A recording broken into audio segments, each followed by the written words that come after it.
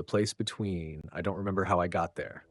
One moment I was walking home, thinking about nothing at all, and the next I was standing in a hallway that felt unfinished, like the idea of a building, not the building itself. The walls were a dull yellow, stained in places where nothing should stain. The lights above me buzzed softly, flickering just enough to make my eyes hurt if I stared too long. There were doors on both sides, identical, evenly spaced, stretching farther than they should have. No numbers, no handles, just flat surfaces pretending to be doors. The air smelled old, not rotten, just abandoned.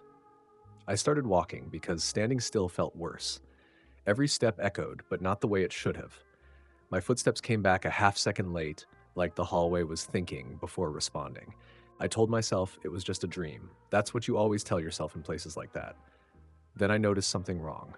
The lights behind me were turning off. Not flickering, shutting down. One by one, darkness swallowing the hallway I had already walked through. I sped up, heart pounding, refusing to look back. I didn't want to see how close the dark was getting.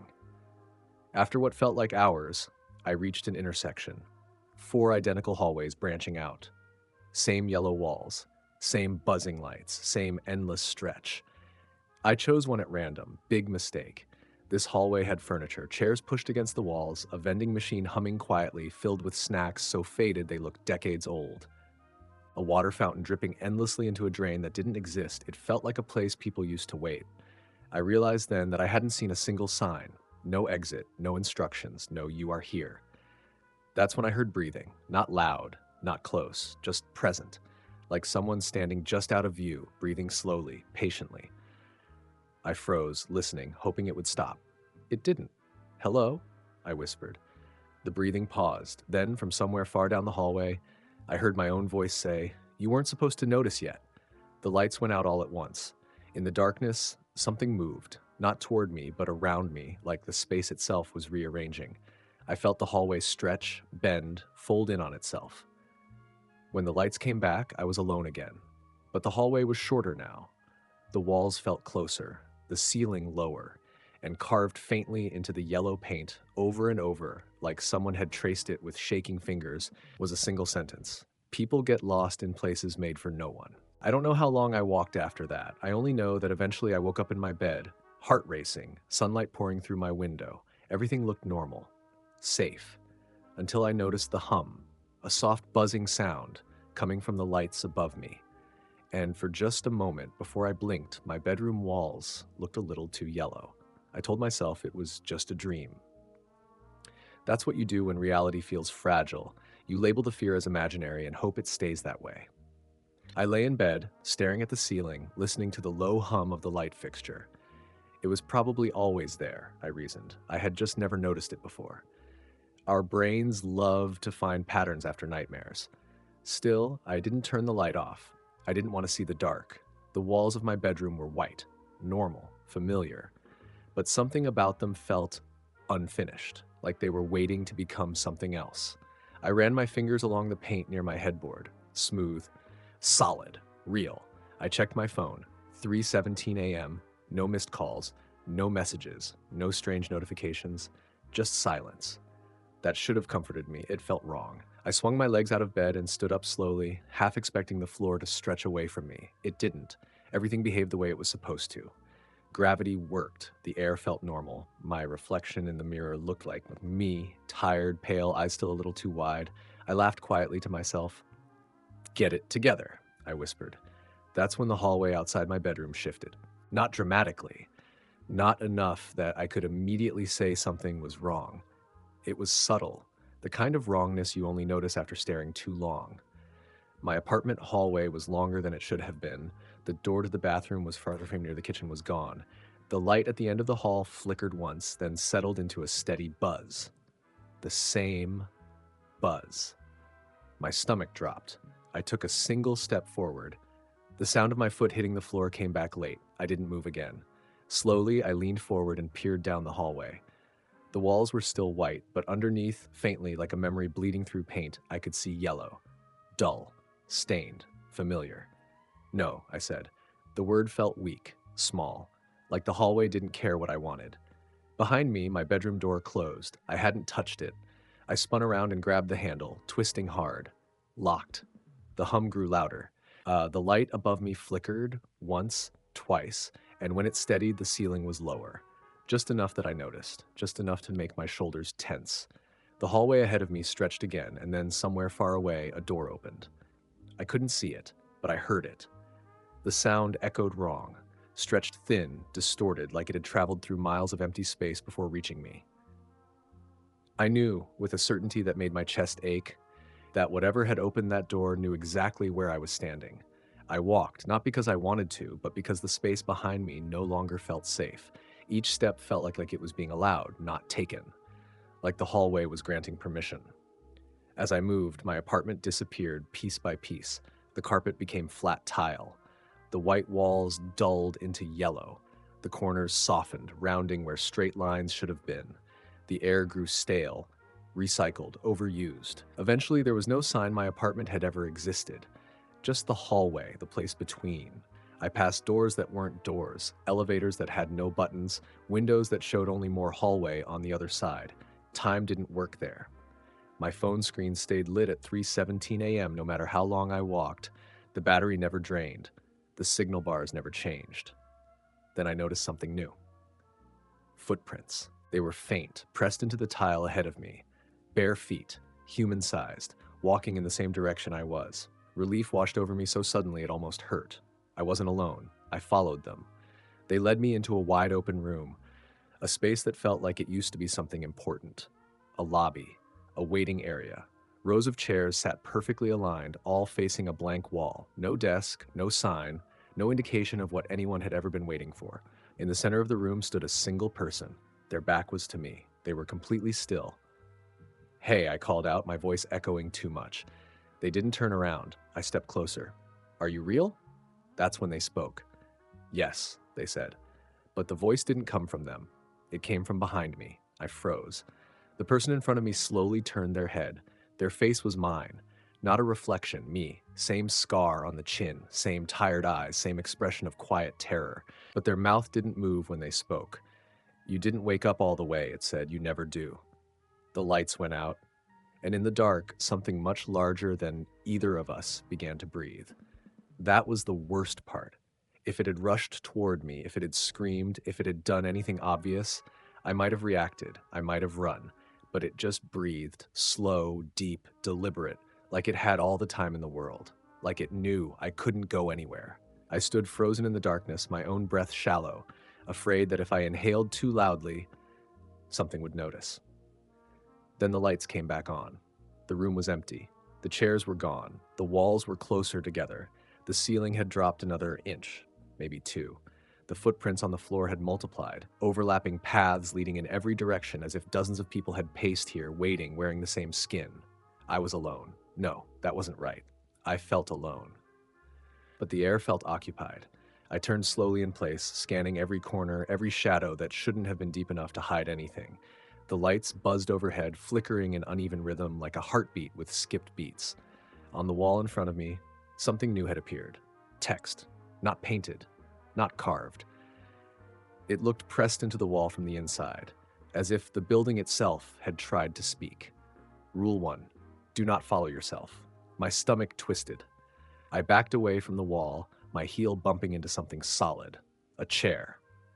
I hadn't heard it appear. I spun around. The room was different again. Rows of chairs had returned, but they weren't aligned anymore. Some were tipped over, others faced the wrong direction.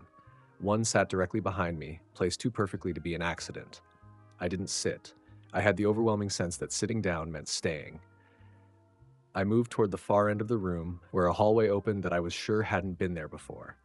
The air grew colder with every step, and the hum of the lights deepened into something almost vocal.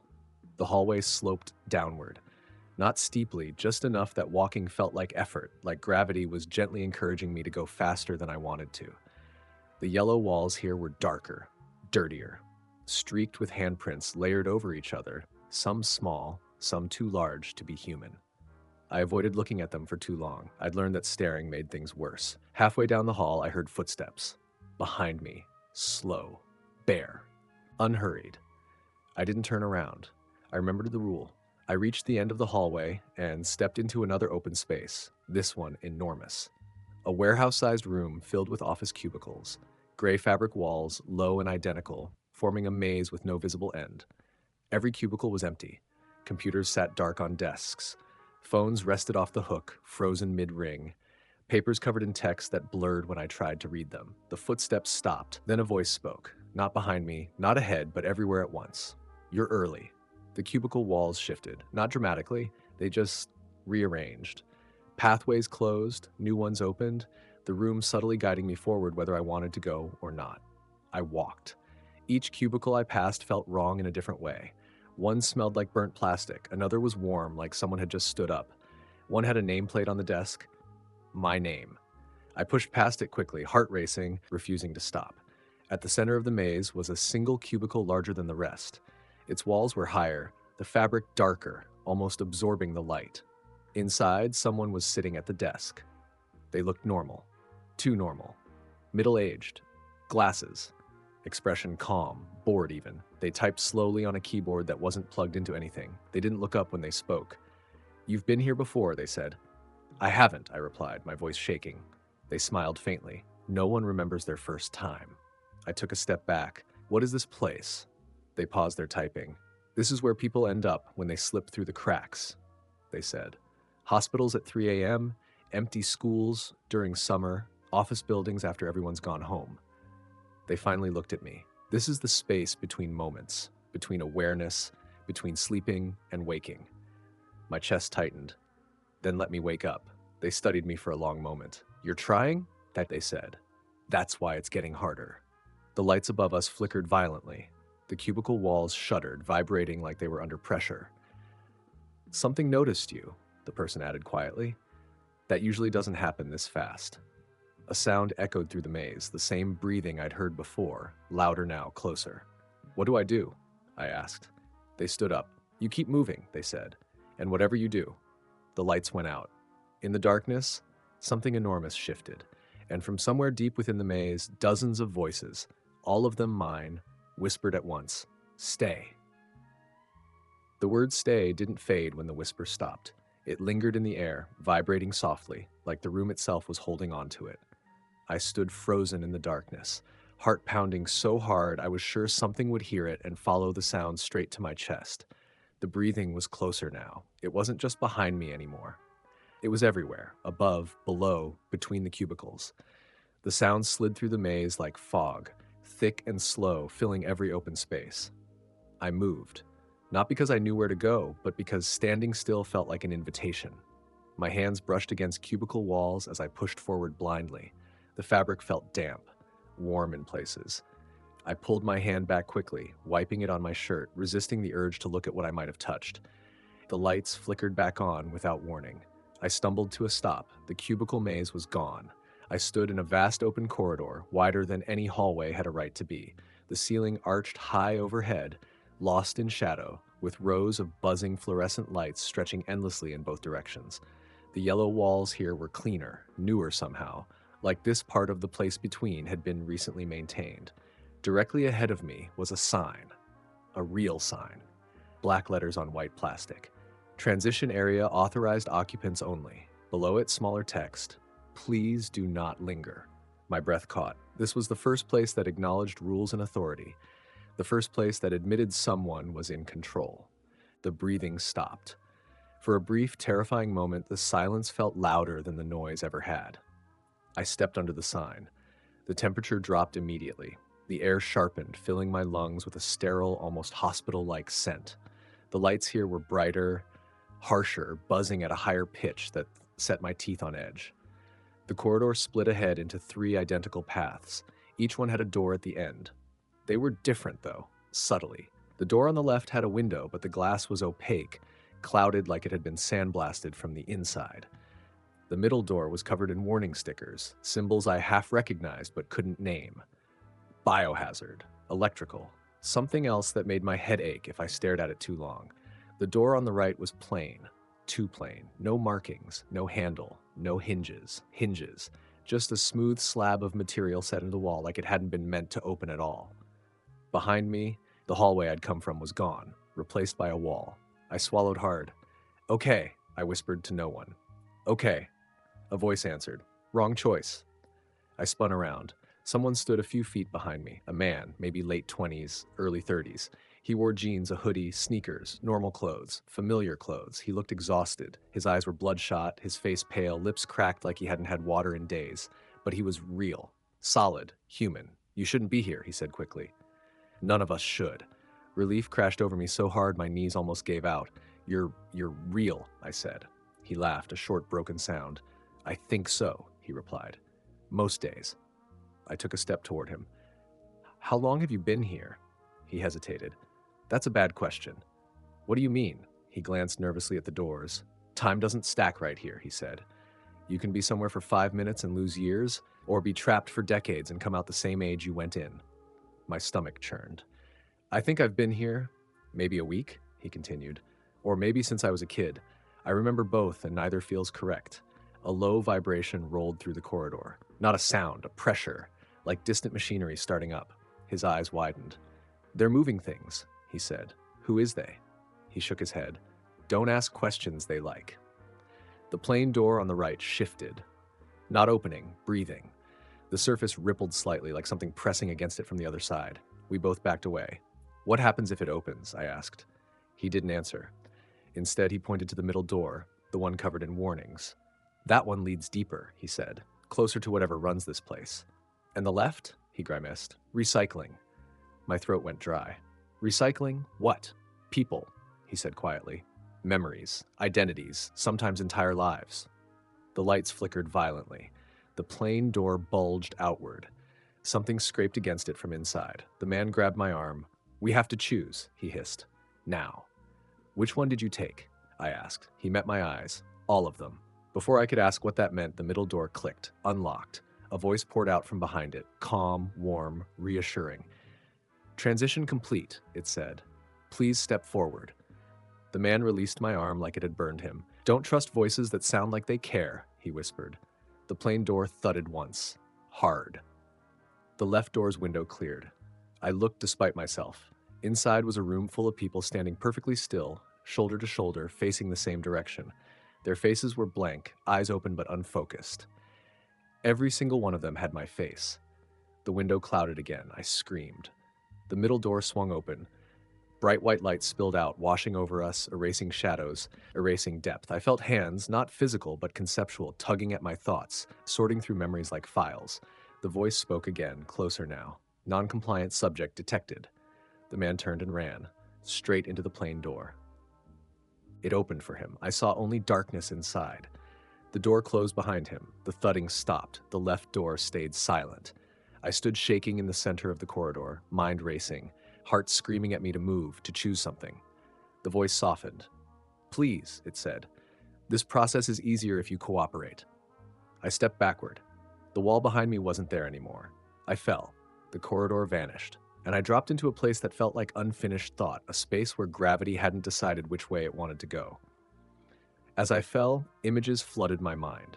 Hospitals at night, empty malls, school hallways with no doors, parking garages that never ended, places people passed through without noticing, places where people disappeared.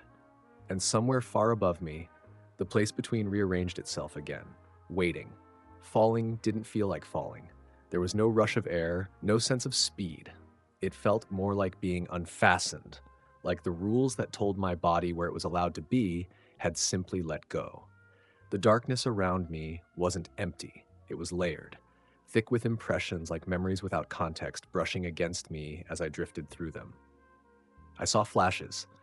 A woman sitting alone in a hospital waiting room at 2 a.m., staring at a muted television playing Static. A man walking through an underground parking garage, level after level, convinced his car had to be there somewhere. A child standing in a school hallway during summer break, lockers humming softly, no teachers, no exits. They weren't visions, they were records. I understood that instinctively. This wasn't a place, it was a system, a holding pattern, a filter. I landed without impact. The ground met my feet gently, like it had been expecting me. I stood in a space that resembled an airport terminal stripped of all identity. No logos, no windows, no planes, just rows of empty seats bolted to the floor, stretching farther than I could see. The carpet was patterned in a way that made my eyes slide off it if I stared too long. The lights overhead were different here. They didn't buzz, they whispered. Not words, just soft, constant noise, like thousands of people murmuring behind a wall. I was not alone. Figures sat in the chairs, scattered irregularly. Some slumped forward, others sat upright, hands folded in their laps, staring ahead with unblinking eyes. None of them moved. I walked closer to the nearest one. A man in a business suit, tie loosened, face slack. His chest rose and fell slowly, but his eyes were unfocused, glassy, waiting. I reached out and waved a hand in front of his face. No reaction. Further down the row, a teenage girl hugged her knees, frozen mid-shiver. An elderly woman clutched a purse to her chest, knuckles white, eyes wide with fear that had long since burned itself out. They were alive, but not present. A sign hung from the ceiling above the rows of chairs. It swayed gently, though there was no breeze. Delayed. That word hit harder than anything else so far. Delayed meant temporary. Delayed meant not finished. Delayed meant waiting for clearance. I backed away from the seated figures. "Hello?" I called, my voice echoing softly through the terminal. Something answered, not with sound, with attention. The feeling of being noticed pressed down on me from all directions at once, like a weight settling over my shoulders. The whispering lights grew louder. A pathway lit up ahead, floor lights turning on in sequence, guiding me forward whether I wanted to go or not. At the end of the path stood a desk. Behind it sat something that wore the shape of a person, the way a uniform wears authority. It was tall, too tall for the chair. Its limbs bent at slightly wrong angles, joints placed where they were convenient rather than correct. Its face was smooth and indistinct, like someone had started sculpting a human and stopped halfway. No eyes, no mouth. Yet when it spoke, the sound came from everywhere. "You are exhibiting resistance." "I want to leave," I said. The thing tilted its head.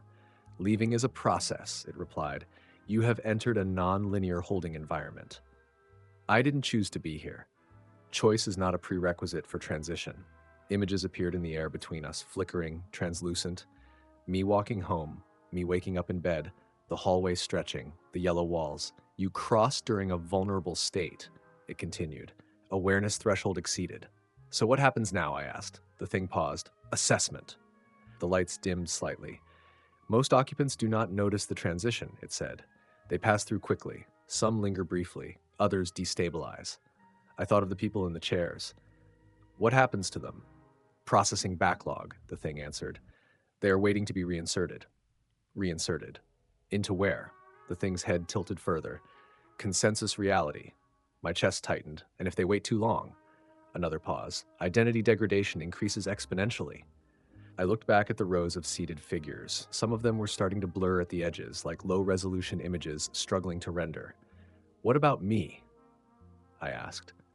"You are problematic," the thing said calmly. "You are observing too much." The whispering lights grew louder. "Entities like you tend to fragment." The air behind me shifted. I felt it before I saw it. The presence from earlier, the breathing thing, now closer than ever. The terminal lights flickered as something vast passed behind the walls. Its movement felt rather than heard. The thing behind the desk didn't react. "That one is not mine," it said. "It is a consequence." "What does that mean?" I demanded. "It is attracted to awareness," the thing replied. "When someone realizes they are between states, it notices." The breathing echoed again, closer now. I backed away from the desk. "Can you stop it?" "No." "Can you help me leave?" Another pause. "Yes." Hope surged painfully in my chest, but not intact. "What does that mean?" I asked. The images in the air changed. I saw myself walking out of a hospital, sitting at a dinner table with people whose faces I couldn't remember, standing in my apartment, staring at a wall that felt wrong. "You may return with omissions," the thing explained. "Time loss, emotional flattening, identity gaps, mild dissociation." "And if I don't?" I asked. The image shifted again. I saw myself seated in one of the terminal chairs, still, waiting. The breathing grew louder, closer. The thing leaned forward. "You are approaching a decision point," it said. "You cannot remain fully aware and fully present." The pathway lights behind me flickered. Somewhere a door opened. Not here, but nearby. I felt it like a tug on my thoughts, a pull toward a familiar pattern. A hallway. A room. A place I almost recognized. "This is your last stable moment," the thing said. "Choose degradation or displacement." The breathing was right behind me now. I turned. The space behind me warped inward, folding like paper.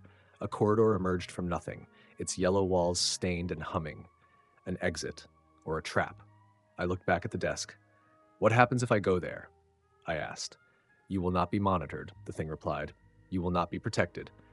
And if I stay, you will forget why you wanted to leave. The breathing exhaled, hot, patient. I stepped toward the corridor. The thing behind the desk spoke one last time.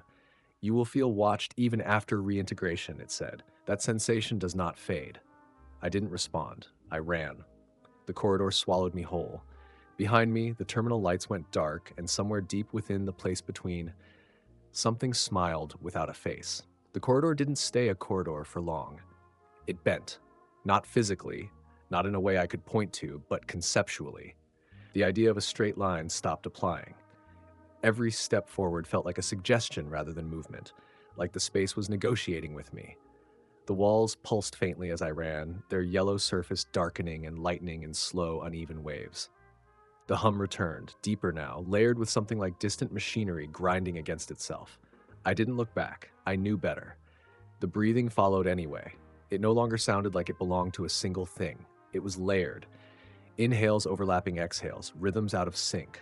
Whatever it wasn't chasing me. It was allowing me to flee. The corridor opened suddenly into a stairwell. Concrete, gray, real. For a heartbeat, relief punched the air from my lungs. This was familiar, comfortingly ugly, the kind of place you rush through without thinking. The walls were marked with scuffs and peeling paint. A metal handrail ran down the center, cold beneath my fingers when I grabbed it. Above the stairwell door, red letters glowed faintly. Exit. I laughed. It came out wrong, half sob, half breathless gasp, but I laughed anyway. I took the stairs 2 at a time. The sound of my footsteps was right again, immediate, responsive. Each landing passed exactly when it should have. Floor numbers ticked upward in sensible order. I didn't question it. I couldn't afford to. At the top of the stairs, light spilled in from a door cracked open, just enough to promise freedom. Sunlight, real sunlight. Dust motes drifting lazily through warm air. I pushed the door open and stepped into my apartment building's lobby. Everything was perfect, too perfect. The tiled floor gleamed like it had just been polished. The potted plants were green and healthy, not a brown leaf among them. The mailboxes were closed neatly, no flyers sticking out. The front doors stood open. Outside, the street glowed with late afternoon light. Cars passed, people walked by. Someone laughed. Normal life, continuing without me. I took a cautious step forward. Nothing broke. I took another. Still nothing. The hum was gone. The breathing was gone. For the first time since this began, I felt truly alone. I crossed the lobby and stepped outside. Warm air hit my face. Real wind, real sound. The city smelled like asphalt and exhaust and food from somewhere nearby. I nearly collapsed from relief. I walked. Every step carried me farther from the building, farther from the place that had swallowed me. I passed a coffee shop, a bus stop, a couple arguing quietly on the sidewalk. No one looked at me twice. I checked my phone. 5:42 p.m. Missed messages flooded the screen. Where are you? Did you fall asleep again? Call me when you see this. Tears blurred my vision. I called the first number. It rang once, twice. Hello? A familiar voice answered. I stopped walking. Hey, I said shakily. I think something happened to me. There was a pause, a small one, barely noticeable. You sound tired, the voice said. Did you have another episode? Another. What do you mean another? I asked. More silence, then carefully, you don't remember? My stomach sank. Remember what? You disappearing, they said, the first time. The street around me dimmed, not visibly, but perceptually, like someone had turned down the saturation on reality. What first time? I whispered. You do this, the voice continued gently. Every few months, you vanish, you come back, off, distant, like you forgot something important but can't say what. I looked around. People still moved, cars still passed, but their faces seemed less detailed now. Their voices blurred together into indistinct noise. I told you to stop going out so late, the voice said. It always happens when you're tired. A flicker ran through the sky, just for a second. Yellow. I need to sit down, I said. Are you safe? The voice asked. I looked back at my apartment building. The lobby windows were dark, too dark. No, I said. The call ended, not disconnected, finished. I stared at the phone. The screen reflected my face, and for just a moment, The reflection blinked out of sync with me. I dropped the phone. The street twisted. Buildings stretched upward, windows multiplying, repeating endlessly. The sky flattened into a dull, artificial blue. The hum crept back in, soft at first, then louder. People stopped moving. They stood frozen mid-step, mid-gesture, eyes unfocused, waiting. A sign flickered to life above the street. I hadn't noticed it before. Transition area, please do not linger. The exit sign behind me flickered off. I felt it then. Not behind me, not ahead, inside. A pressure in my thoughts, a weight where certainty should be. The thing hadn't followed me. It had come with me. I staggered backward, heart racing. The street peeled away like wallpaper, revealing yellow beneath. The people dissolved into static silhouettes. The building doors sealed shut. The voice returned, not from the phone, not from the air, but from inside my head. You chose displacement, it said. Integration is unstable. I screamed. The sound warped, stretching unnaturally. The world folded inward, and I fell again. This time I didn't land. I woke up in my bed. Sunlight streamed through the window. My ceiling was white, normal. The light above me was off, silent. I lay still for a long time, breathing, listening. Nothing hummed. Nothing whispered. Eventually I sat up. Everything looked fine. But when I stood, the floor responded a half-second late. And somewhere, very far away, or very close, something waited. I didn't move. I stayed seated on the edge of my bed, feet flat against the floor, hands resting on my knees, waiting for the world to decide what it was going to be. Nothing happened. The sunlight through the window didn't flicker. The walls stayed white. The air felt ordinary, cool, clean, forgettable. I stood carefully. The delay was subtle this time, so small I could almost convince myself it wasn't there. My foot touched the floor, and a fraction of a second later, the sound arrived. I tested it again. Same result. The lag wasn't getting worse. It was getting consistent. That scared me more than if it had been obvious. I walked to the bathroom. The mirror reflected me correctly. No lag, no distortion. My face looked tired, drawn like I'd been sick for a long time. There were faint shadows under my eyes that hadn't been there before. I splashed water on my face. The reflection flinched at the same time I did. Good. But when I turned away, I felt it. The sense of being observed, not watched. Logged. The day passed without incident, too smoothly. Time flowed correctly. The clocks advanced normally. My phone battery drained like it should. Messages came in, mundane and meaningless, but the world felt thinner, like it had been rendered with fewer details. Sounds didn't carry as far. Colors felt slightly muted. Faces blurred at the edges when I wasn't looking directly at them. I went outside. The hallway of my apartment building was fine, normal. But I counted the doors as I walked. There were more than there should be. I reached the stairwell. The exit sign glowed red above the door. I stared at it for a long time. It didn't flicker, didn't hum. It just existed. I pushed the door open. Concrete stairs, gray walls, real scuffs, real dust. I went down one floor, then another. On the third landing, I stopped. The floor number was wrong. It read 2 again. I went up. The sign still read 2. I laughed quietly, a brittle sound. Okay, I said. Okay. I turned around and went back to my apartment. That night, I dreamed of waiting rooms, not the place between, not fully, just echoes. Airports without planes, schools without classes, office lobbies with chairs bolted to the floor.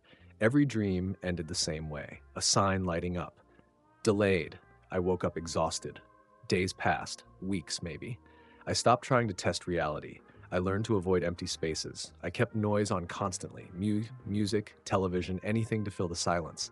Silence made it easier to feel them. The watchers. I don't know how many there are. I don't think how many applies. They don't stand in corners or hide in shadows. They exist in the pauses between moments, in the time it takes for a light to turn on, in the silence after a door closes, in the second before someone answers a question. They don't move. They wait. I noticed something else, eventually. People like me find each other. Not intentionally. There's just a look we share, a brief moment of recognition in a grocery store aisle or passing on a sidewalk at night. The look of someone who has noticed something they weren't supposed to. We never talk. Talking makes it worse. One night, as I lay in bed, the hum returned. Soft, distant. Not from the light. From the walls. I didn't turn it on. I didn't move. I stared at the ceiling and listened as the sound grew just loud enough to be unmistakable. Then, from somewhere far away, a voice spoke. Not aloud. Inside. You are reintegrated, it said. Partially. My heart pounded. "What do you want?" I whispered. There was a pause. Then awareness. Images flooded my mind. People standing in empty hallways, people pausing in parking garages, suddenly unsure where they parked. People waking up at night, staring at their ceilings, feeling something wrong. The place between doesn't trap everyone. It doesn't need to. It feeds on attention. Every time someone notices the wrongness, every time they hesitate in a liminal space, every time they feel watched in an empty room, it grows stronger.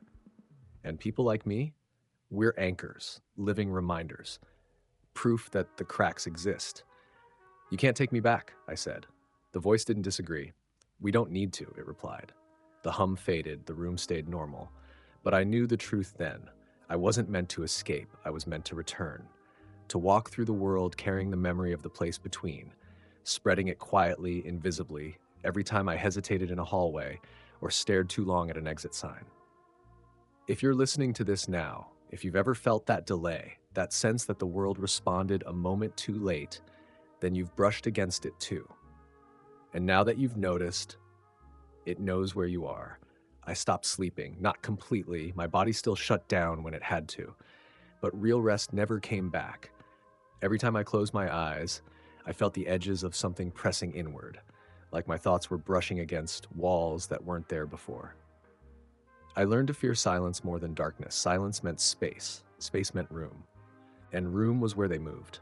It started small, subtle, the kind of things you could almost ignore if you tried hard enough. Rooms feeling larger on the inside than the outside, hallways taking one step too many to cross, light switches responding just a fraction of a second late. The delay was always there now, consistent, reliable, like a heartbeat. I stopped telling people when things felt wrong.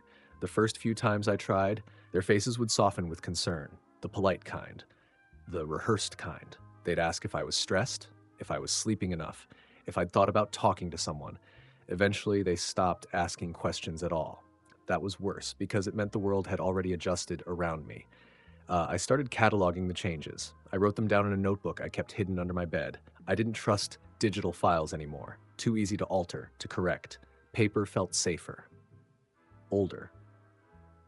More resistant to interference. Day 12, exit sign flickered in grocery store aisle. No power issue reported. Day 19, parking garage level repeated. Took 14 minutes to find car on a level I know I entered on. Day 27, heard humming in doctor's waiting room, only when no one was speaking. The waiting rooms were the worst. They always were. Something about people sitting without purpose, suspended between before and after, the chairs bolted to the floor. The neutral colors, the televisions playing content no one actually watched. Perfect places for the place between to bleed through. I started noticing others like me more often. People who avoided empty corridors, people who stood too close to walls, people who flinched when lights flickered. Once in a hospital lobby at night, I locked eyes with a woman sitting across from me. We recognized each other instantly. She mouthed two words, "You too?" I nodded. Her expression collapsed into something like grief. She left immediately. I never saw her again. The first time I realized it was getting worse was when the delays stopped being subtle. I was brushing my teeth when the mirror blinked. Not the reflection, the mirror. For a split second, it went dark. Not black, not shattered, just absent, like the space where the reflection should be had been removed. When it came back, I was already screaming. I backed away, heart racing, staring at my own face like it might say something. It didn't, but I felt it then. That pressure, that attention, that sense of something leaning closer, curious, patient. That night, the humming returned, louder than ever before. It wasn't coming from the walls this time. It was coming from beneath the floor. I lay rigid in bed, staring at the ceiling as the sound rose and fell, slow and rhythmic, like breath drawn through something enormous. Then I heard it. Footsteps. Inside my apartment. Slow, bare, unhurried. I didn't move. I didn't breathe. The footsteps crossed the living room, past the couch, stopped outside my bedroom door. The handle didn't turn. It didn't need to. A voice spoke through the wood. Not loud, not threatening, almost gentle. "You're very awake now." Tears slipped down the sides of my face, soaking into the pillow. "I didn't mean to," I whispered. "I know," the voice replied. "None of you ever do." The door didn't open. Instead, the room began to stretch. The walls pulled away from each other, lengthening like soft material under tension. The ceiling lifted, rising higher and higher until the light fixture looked small and distant. My bedroom was becoming a hallway. No, I said. Please. The voice sighed, a sound like air passing through vents that hadn't been cleaned in decades. You stayed aware too long, it said. You listened too closely. The floor vibrated. Yellow bled through the white paint. I felt the bed slide away beneath me as gravity loosened its grip. This isn't happening, I sobbed. The voice answered calmly. It already did. The walls finished transforming. I was no longer in my apartment. I was standing in a corridor I recognized far too well. Yellow walls, buzzing lights, doors without handles. The place between had reclaimed me, but something was different this time. The hallway was full. People stood shoulder to shoulder, lining the walls, staring straight ahead. Their faces were blank, their eyes unfocused, waiting. As I walked forward, I realized with sickening clarity that I recognized them. Friends, strangers, the woman from the hospital, the man from the cubicle maze. Versions of me, all frozen in various stages of awareness. The voice returned, echoing through the corridor. This is what happens when reintegration fails, it said. You become infrastructure. I screamed. The lights flickered violently, and somewhere deep within the place between, something began to move toward me. Something was coming. I didn't need to see it to know that. The hallway reacted before it arrived. The lights dimmed unevenly, like buzzing louder, struggling to stay on. The walls shuddered, flexing inward like ribs tightening around a lung. The people lining the corridor didn't move. They never do. I tried to push past them, but their bodies were solid, warm, human, unresisting. They stood like fixtures, like furniture, like they had been placed here intentionally. Infrastructure. I felt it then, the truth settling into my chest like a weight that crushed the air from my lungs. This place didn't hold people, it used them. The hallway extended ahead into darkness, stretching farther the more I walked. Doors passed on either side, identical and unmarked. Some of them breathed, others whispered. A few rattled softly as if something inside was testing the boundary, checking to see if it was time. You can still cooperate, the voice said. It no longer came from one direction. It vibrated through the walls, the floor, my bones. I already did, I said. I left. A sound like amusement rippled through the space. You returned, it corrected. Everyone does. The pressure in the air increased. I felt my thoughts slow, like something was wading through them, sorting, cataloging. Memories surfaced without permission. My childhood bedroom, a school hallway after hours, the first time I stood alone in a parking garage and felt watched. All those moments, the voice continued, were thresholds. The hallway widened into a vast open space, a terminal larger than any before. Rows upon rows of chairs filled the floor, all occupied. Thousands of people sat silently, facing forward. Above them hung a single sign. Now serving. No number followed. At the far end of the terminal stood it. Not a creature, not a figure. A presence defined by absence. The space around it bent inward, like reality refused to look directly at it. Lights dimmed as they neared, their glow swallowed whole. I understood then, the breathing, the watching, the waiting. It wasn't hunting, it was processing. You cannot leave with full awareness, the voice said, closer now. That destabilizes consensus reality. I won't forget, I said. You will, it replied calmly, or you will stay. The chairs began to fill behind me, not with new people, with me, versions layered over versions. Moments of my life peeled away and seated themselves in rows. The me who first noticed the delay, the me who ran, the me who almost escaped. Each one sat perfectly still, waiting. My chest burned. What do you want? I screamed. The presence shifted, and for the first time it answered honestly. Continuity. The walls pulsed. Liminal spaces exist because reality needs places to hide inconsistencies. When awareness spikes, excess identity must be stored. I backed away. You turn people into buffers, I whispered. Yes. You erase them. No, it corrected. We suspend them. The sign flickered. Now serving you. The floor beneath me softened. Hands rose from it, not grabbing, not pulling, guiding, gently positioning me, aligning me with a space that had always been waiting. I fought. I screamed. But resistance felt outdated, like trying to push against gravity. As I was lowered into the chair, the hum softened, comforting, familiar. My thoughts slowed. That was the most terrifying part. I could feel myself beginning to accept it. No, I whispered. Please. Someone has to remember. The presence leaned closer, and for the first time, I felt something like interest. Someone will, it said. The lights went out. I woke up in my bed. Morning light through the window. No hum. No delay.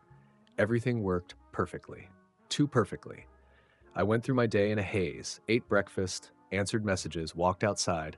The world felt smooth now. Seamless. I should have been relieved, but something was missing. I couldn't remember what. Weeks passed. Months. Sometimes, when I walked through empty spaces, I felt a strange pull, a sense that I had forgotten something important. Sometimes when I sat in waiting rooms, my chest tightened for no reason. Sometimes I dreamed of yellow walls. And sometimes, rarely, I caught myself staring at an exit sign for far too long. If you're hearing this now, that means something went wrong. A fragment slipped through. A memory didn't fully degrade. Stories like this aren't warnings. They're leaks. Because once you notice the delay, once you feel the hum, once you recognize the space between moments, you've already brushed against it. And the place between remembers everyone who does. So if the lights flicker tonight, if the hallway feels too long, if the silence feels crowded, don't stop. Don't look too closely. And whatever you do, don't linger. Because it's still there, waiting. And now it knows you listened.